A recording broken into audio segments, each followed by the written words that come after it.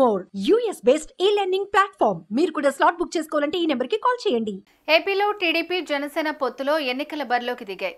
అయితే పొత్తుల కారణంగా టికెట్ రాని నేతలు నిరుత్సాహానికి గురవుతున్నారు.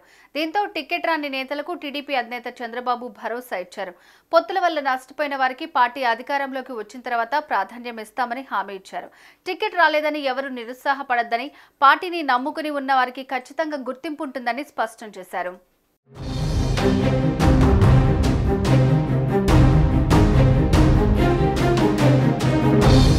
రాష్ట్ర వ్యాప్తంగా పార్టీ నేతలతో చంద్రబాబు టెలికాన్ఫరెన్స్ నిర్వహించారు. ఎన్నికల సన్నద్ధత, మిత్ర పక్షాలతో పొత్తు గురించి మాట్లాడారు. పొత్తులు, సీట్ల సర్దుబాటు ఉంటాయి, అవన్నీ కొలికి రావడానికి సమయం పడుతుందని అన్నారు.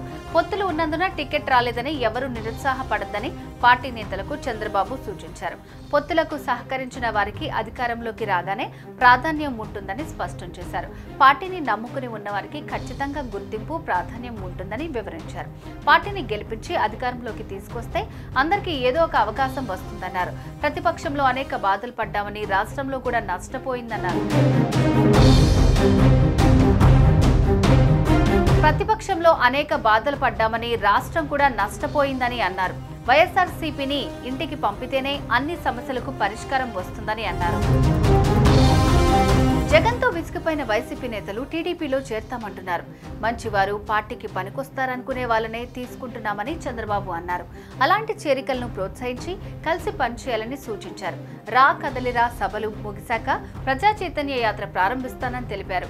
ఎన్నికలకు 50 రోజులే ఉన్నందున ప్రతి ఒక్కరూ సీరియస్ గా పనిచేయాలని క్యాడర్కు దిశానిర్దేశం చేశారు. బీసీ సాధికార సభలకు మంచి స్పందన వస్తోందని, ప్రతి నియోజకవర్గంలో ఈ సభలు నిర్వహించాలన్నారు. జగన్ మోసం చేశారనే భావన ప్రతి వ్యక్తిలో ఉందన్న చంద్రబాబు, బీసీల అభ్యున్నతికి ఏర్పడిన టీడీపీలో వారికెప్పుడూ ప్రాధాన్యం తగ్గదని చంద్రబాబు పేర్కొన్నారు.